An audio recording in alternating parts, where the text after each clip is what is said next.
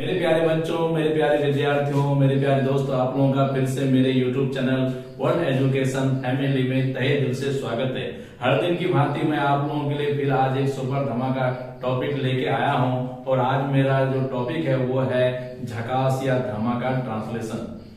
English literature में या English भाषा में ट्रांसलेशन का बहुत ही महत्व है, खास करके वे बच्चे जो बचपन से डायरेक्ट मेथड यानी इंग्लिश टू इंग्लिश में नहीं पढ़े हैं, जो क्या कहता है अदर लैंग्वेजेस के साथ हिंदी इंग्लिश पढ़ें या क्या कहता है हिंदी के साथ इंग्लिश पढ़ें, उनके लिए ट्रांसलेशन का बहुत ही महत्व है।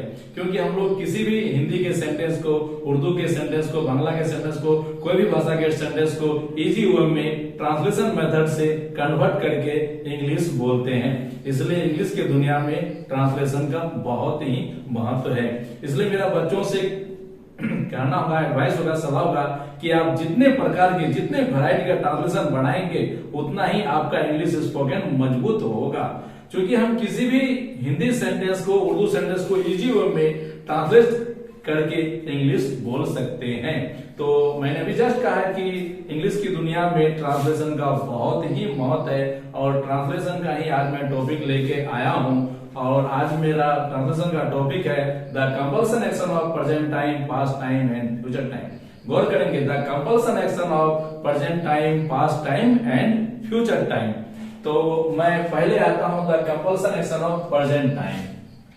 एक नंबर पॉइंट में मैं आता हूं the compulsion action of present time. The compulsion action, the compulsion action of present time, the compulsion action of present time। Compulsion में यहां TION। कंपल्सन मतलब होता है बाध्यता, मजबूरी, बाध्यता या मजबूरी। अब हम लोग इसका एग्जाम्पल में आते हैं। हिंदी या उर्दू मेरा तीन तरह से आ जाएगा।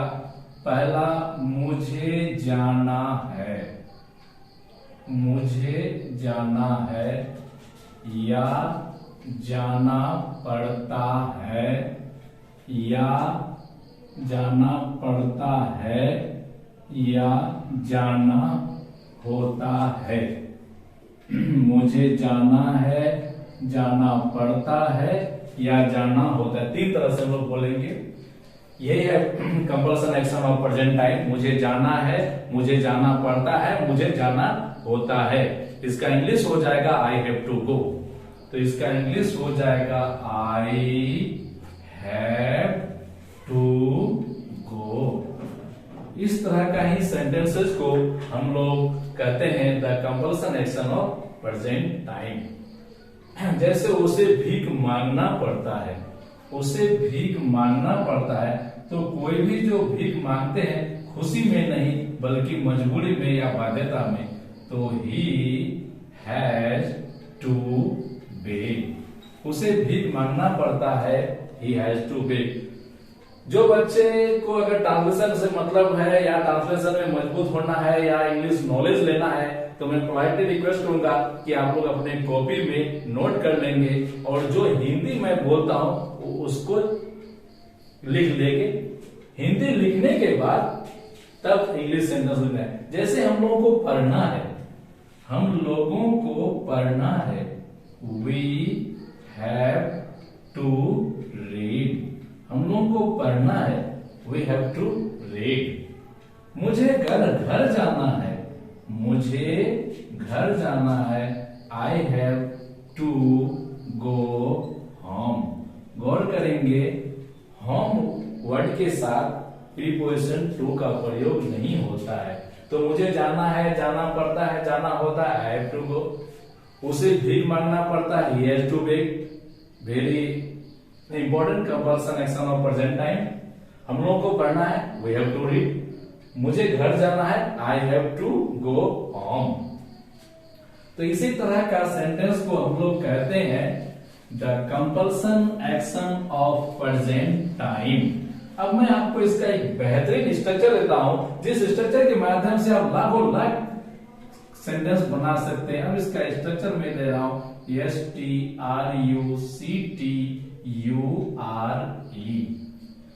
तो पहले मेरा हो जाएगा सब्जेक्ट, सब्जेक्ट के बाद मेरा हो जाएगा ऑक्सिलरी वर्ब हैव या हैज, उसके बाद मेरा हो जाएगा फुल इंफिनिटिव, उसके बाद मेरा हो जाएगा फुल इंफिनिटिव। 2 + V1 को ही हम लोग फुल इंफिनिटिव कहते हैं। उसके बाद प्लस ETC। मैं पूरे बच्चों को, विद्यार्थियों को कहना चाहता हूं, ये जो मैंने आपके सामने में स्ट्रक्चर लिखा, इस स्ट्रक्चर के आधार पर आप व्यवहारिक जीवन में, यदि आपको इंग्लिश स्पोकन सीखना है, इंग्लिश को बोलना सीखना है, इंग्लिश को मजबूत करना है, इंग्लिश लैंग्वेज को मजबूत करना है, तो फिर आपको रटना नहीं है। रटना और रटाना हायर क्लास का कोई मेथड नहीं है। आप इस स्ट्रक्चर के माध्यम से हजारों सेंटेंस व्यवहारिक जीवन में बना पाएंगे। जैसे मैं आपको बोलता हूं, मुझे जाना है, आई हैव टू गो, मुझे पढ़ना है, आई हैव टू रीड, मुझे खाना है, आई हैव टू ईट, मुझे खाना बनाना है, I have to cook food, मुझे चाय बनाना है, I have to make tea, मुझे घर जाना है, I have to go home, मुझे बाजार जाना है, I have to go to market, उसे आना है, he has to come, तुमको जाना है, you have to go, तुमको पढ़ना है, you have to read, हम लोगों को पढ़ना है, we have to read, हम लोगों को प्रयास करना है, we have to try। अब इस तरह से हजारों हजार सेंटेंस इस स्ट्रक्चर के माध्यम से व्यवहारिक जीवन का बना सकते हैं। मैंने अभी जस्ट कहा कि ट्रांसलेशन का इंग्लिश के दुनिया में और स्पोकन के दुनिया में जबरदस्त महत्व है। और जैसे क्या कहता है, हम लोगों को प्रयास करना है, हम लोगों को प्रयास करना है, we have to try, हम लोगों को प्रयास करना है, we have to try। तुमको आना है, व्यवहारिक जीवन में हम लोग ये सेंटेंस बहुत बोलते हैं, तुमको आना है, you have to come, तुमको आना है, you have to come, तुमको आना है। अब फिर अगर उसी को बोलेगा तुमको खाना है, तो कम की जगह आप ईट लगा दीजिए। अगर आप बोलेंगे कि अपने दोस्त को तुमको जाना है, तुमको जाना है, तो ईट के जगह आप गो लगा दीजिए। देखिए कितना इंटरेस्टिंग और कितना इजी। अपने इसी स्ट्रक्चर के आधार पर हजारों सेंटेंस बोल सकते हैं, बना सकते हैं, अपना इंग्लिश स्पोकन को मजबूत कर सकते हैं। तो तुमको जाना है, यू हैव टू गो, तुमको पढ़ना है, यू हैव टू रीड, तुमको मदद करना है, तुमको मदद करना है, यू हैव टू हेल्प। ये सारे इंग्लिश स्पोकन के सेंटेंस के रसगुल्ले हैं, खाली आपको घपाघप टपाटप सीखना है, ये रसगुल्ले हैं। तो तुमको आना है, यू हैव टू कम, तुमको जाना है, यू हैव टू गो, तुमको पढ़ना है, यू हैव टू रीड, तुमको खाना है, यू हैव टू ईट, तुमको मदद करना है, यू हैव टू हेल्प। अब ये तो नान, क्योंकि यहाँ पे फुल इंफिनिटिव है, इंफिनिटिव का पहचान है ना, ने, नी, कर। तो अब हम एक इसका अभी जस्ट मैंने बताया कि ये 3 तरह से लिखे जाते हैं या बोले जाते हैं। मुझे जाना है, जाना पड़ता है, जाना होता है। तो मुझे खुद ही खाना बनाना पड़ता है, मुझे खुद ही खाना बनाना पड़ता है। ये पड़ता है का भी ट्रांसलेशन इसी स्ट्रक्चर से बनेगा, मुझे खुद ही खाना बनाना पड़ता है। I have to cook food myself, बड़ा धमाका सेंटेंस। मुझे खुद ही खाना बनाना पड़ता है, the compulsion action of present time, I have to cook food myself, I have to cook food myself, मुझे खुद ही खाना बनाना पड़ता है। मुझे बच्चों को डांटना पड़ता है, मुझे बच्चों को डांटना पड़ता है, आई हैव टू। डांटने का मैं आपको 2 वर्ब देता हूं, चाइल्ड और स्कोल्ड। तो आई हैव टू चाइल्ड या टू स्कोल्ड द चिल्ड्रेन, मुझे बच्चों को क्या कहता है, डांटना पड़ता है। उसी तरह से अगर मैं बोलूं कि मुझे बच्चों को पीटना पड़ता है, तो कुछ नहीं, आप ये चाइल्ड और स्कूल भर के बीट दे दीजिए। तो मुझे बच्चों को पीटना पड़ता है, I have to beat the children, I have to beat the children, मुझे बच्चों को पीटना पड़ता है। तो ये ता है में भी है, लेकिन इसका एक और रूप में बताता हूं, क्योंकि ये क्या है, the compulsion action of present time, the compulsion action of present time. तो इसमें आप अगर मजबूरी वर्ड भी लगा दें कि मुझे मजबूरी में झूठ बोलना पड़ता है, मुझे मजबूरी में भीख मांगना पड़ता है, सबसे अच्छा। अगर मैं बोलूं मुझे मजबूरी में भीख मांगना पड़ता है, तो इसका भी इंग्लिश यही होगा, आई हैव टू बेग। मजबूरी का अलग से इंग्लिश नहीं होगा, क्योंकि ये खुद मजबूरी वाला ही कंपल्सन एक्शन ही है।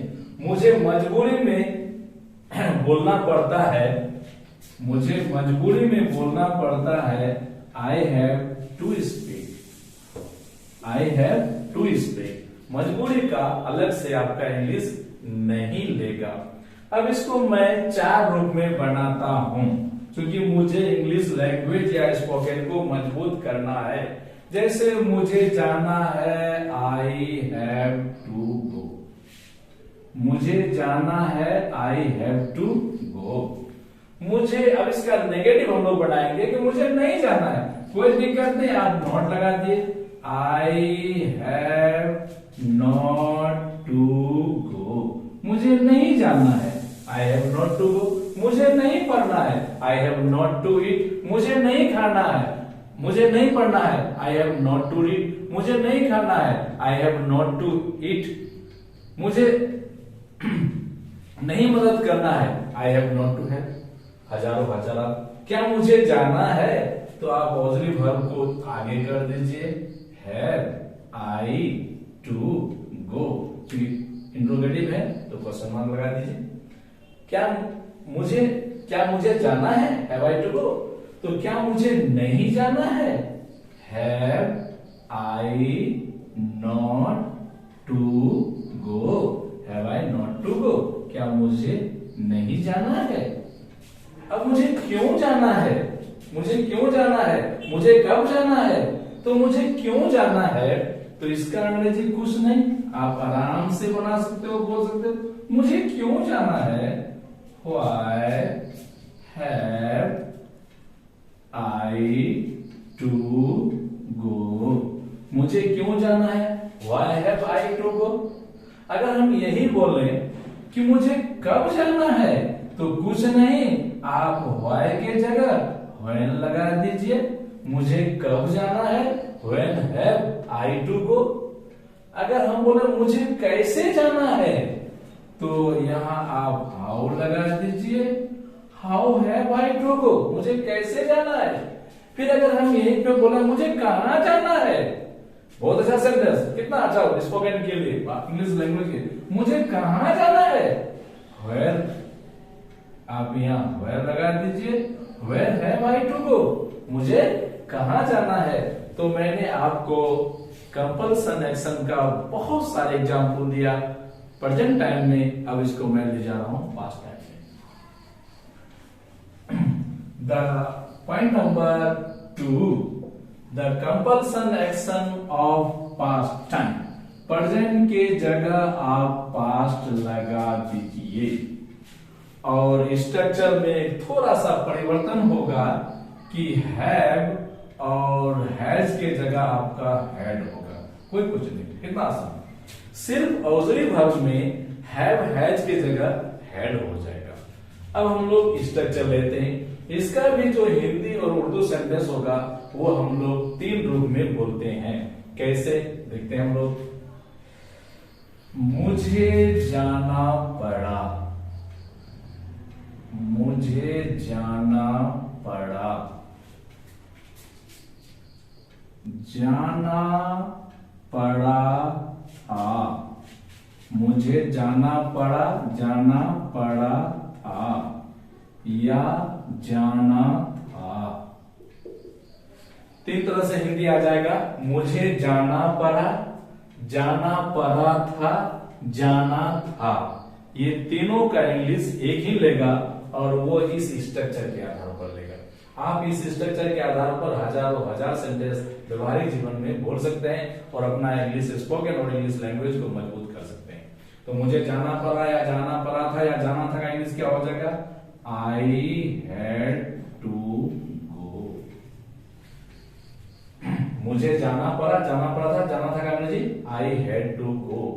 अगर आप हमें ऐसे भी यहाँ और एक दो चार, मुझे मजबूरी में जाना पड़ा, उसका भी कोई आई had to.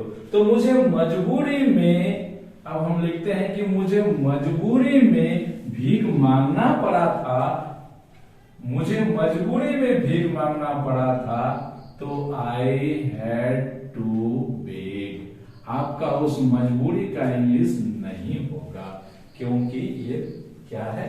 The compulsion action of past time, क्योंकि ये खुद कंपल्सन है और उसका मजबूरी का अंग्रेजी अलग से नहीं लेगा।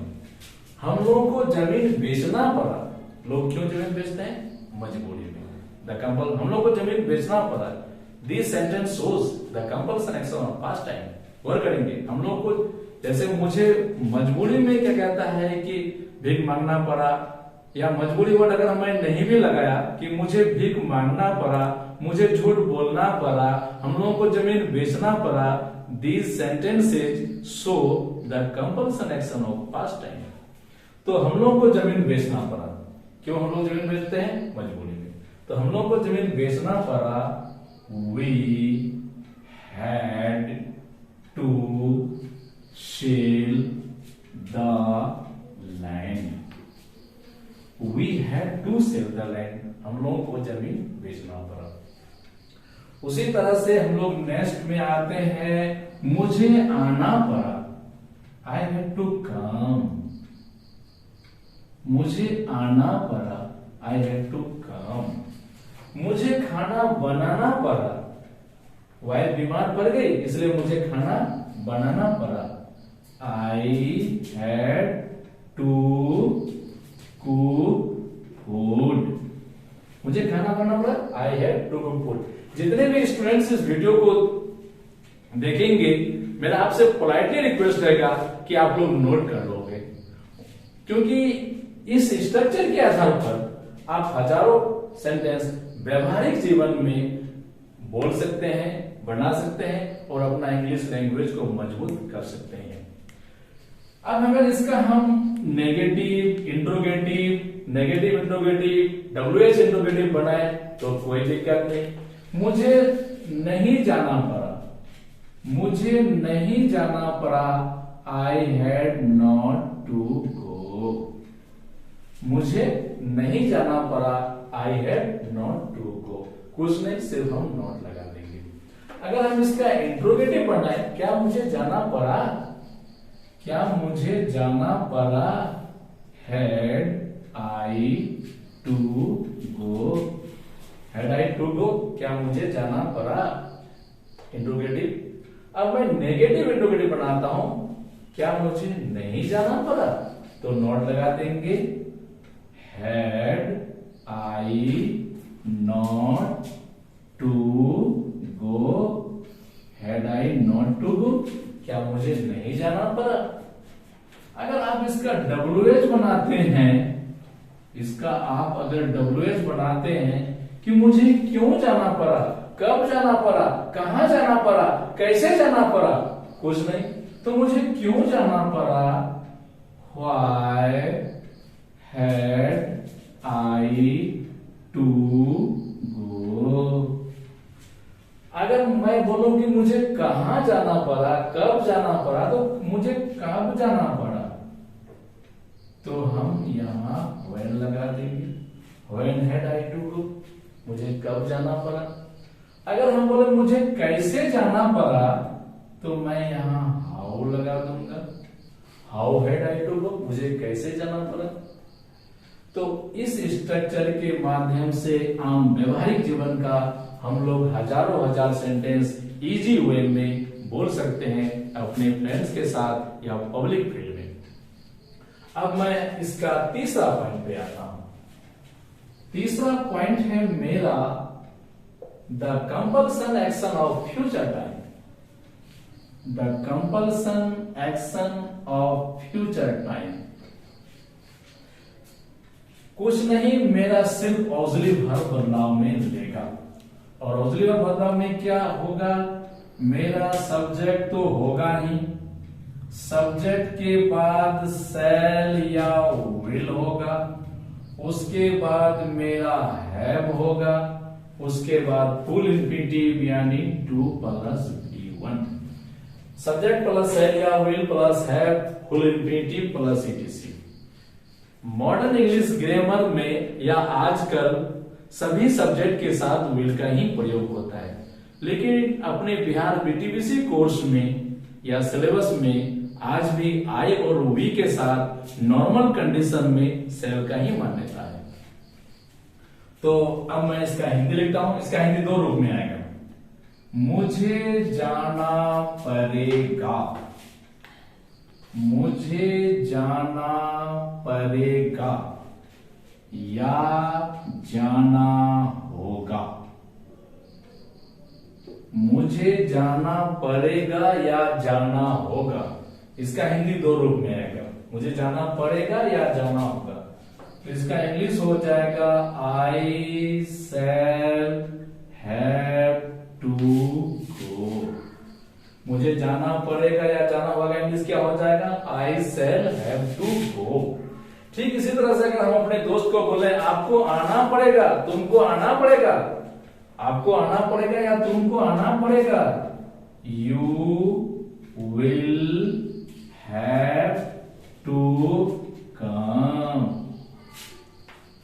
You will have to come, तुमको आना पड़ेगा। मैंने कहा है कि ये सारे जो मैं आज ट्रांसलेशन पढ़ा रहा हूं स्पोकन के लिए बहुत धमाका टॉपिक है। अब मैं आपका स्पोकन को मजबूत कर रहा हूं। यदि आप अपना दोस्त को बोले तुमको खाना पड़ेगा, कुछ नहीं, कम की जगह ईट लगा दीजिए, you will have to eat, तुमको खाना पड़ेगा। अगर क्या कहता है वहीं पे आप अपने दोस्त को बोले तुमको आज यहीं पे रहना पड़ेगा या तुमको रहना पड़ेगा, तो कुछ नहीं, आप ईट के जगह लिव लगा दीजिए। अगर आप दोस्त को बोले प्रेशर देके, जो ये कंपल्सन है कि तुमको मदद करना पड़ेगा, तुमको मदद करना पड़ेगा, तो आप कुछ नहीं, यहाँ हेल्प लगा दीजिए, you will help, you will have to help, तुमको मदद करना पड़ेगा। तो हम लोग इस स्ट्रक्चर के द्वारा हजारों हजार सेंटेंस आम व्यवहारिक जीवन में इजी वे में बोल सकते हैं। अब अगर मैं बोलूं कि मुझे खाना बनाना पड़ेगा, मुझे चाय बनाना पड़ेगा, मुझे घर जाना होगा, मुझे पढ़ना पड़ेगा, मुझे प्रयास करना होगा, हम लोगों को नौकरी के लिए प्रयास करना होगा, बड़ा अच्छा सेंटेंस, हम लोगों को नौकरी के लिए प्रयास करना पड़ेगा। We shall have to try, we shall have to try, हम लोगों को प्रयास करना पड़ेगा, किसके लिए, नौकरी के लिए, और ये जॉब, और ये job, we shall have to try for a job, हम लोगों को नौकरी के लिए प्रयास करना पड़ेगा। मुझे खाना बनाना पड़ेगा, I shall have to cook food, I shall have to cook food, मुझे खाना बनाना पड़ेगा। अगर मैं यहीं पे बोलूं मुझे चाय बनाना पड़ेगा, तो क्या होगा भाई, टू मेक टी। अगर मैं बोलूं मुझे चाय बनाना पड़ेगा, तो I shall have to make T, मुझे चाय बनाना पड़ेगा। अगर हम लोग किसी को बोले कि उसे भीख मांगना पड़ेगा, उसे जमीन बेचना पड़ेगा, उसे आना पड़ेगा, उसको हर हालत में आना पड़ेगा या उसे आना पड़ेगा, सिंपली अगर हम लोग बोले उसे आना पड़ेगा, तो he will have to come, he will have to come, उसे आना पड़ेगा, उसे मदद करना पड़ेगा, उसे मदद करना पड़ेगा। तो कुछ नहीं, मैंने आपको बताया कि पढ़ाई अकल से होता है, पढ़ाई शकल से नहीं होता है, कुछ नहीं, यहाँ आप हेल्प लगा दीजिए, वर्क करेंगे। पढ़ाई शकल से नहीं होता है, पढ़ाई अकल से होता है, ब्रेन से होता है। थोड़ा दिमाग लगाने से होता है। तो उसे आना पड़ेगा, he will have to come। उसे मदद करना पड़ेगा, he will have to help। उसे खाना पड़ेगा, he will have to help eat। उसे काम करना पड़ेगा, he will have to work। उसे पढ़ना पड़ेगा, he will have to read। अब हम लोग आते हैं इसका नेगेटिव इंट्रोगेटिव और डब्ल्यूएच इंट्रोगेटिव में आते हैं। जैसे मुझे जाना नहीं पड़ेगा, I shall not have to go। I shall not have to go, मुझे नहीं जाना पड़ेगा। जितने भी बच्चे इस या स्टूडेंट्स इस वीडियो को देखेंगे या देख रहे हैं, आप एक बात गौर करेंगे कि इंग्लिश ग्रामर में एक मैं धमाका टॉपिक बताता हूं पूरे इंग्लिश ग्रामर में, कि अगर ऑक्सिलरी वर्ब दो हो तो नॉट बीच में होगा नेगेटिव सेंटेंस का।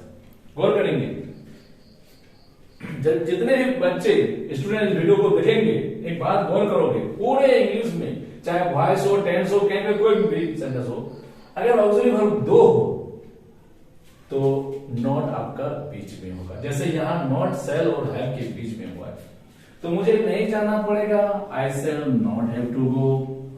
क्या मुझे जाना पड़ेगा,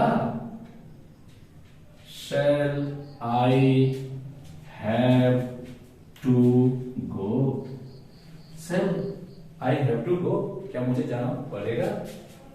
अब इसका नेगेटिव इंट्रोगेटिव बनाता हूं मैं, क्या मुझे जाना नहीं पड़ेगा, क्या मुझे जाना नहीं पड़ेगा। तो शैल आई नॉट हैव, गौर करेंगे मैंने भी जस्ट बताया कि नॉट जो है वो दोनों ऑक्सिलरी वर्ब के बीच में होगा, इसलिए नॉट किसी भी हालत में हैव के बाद नहीं होगा।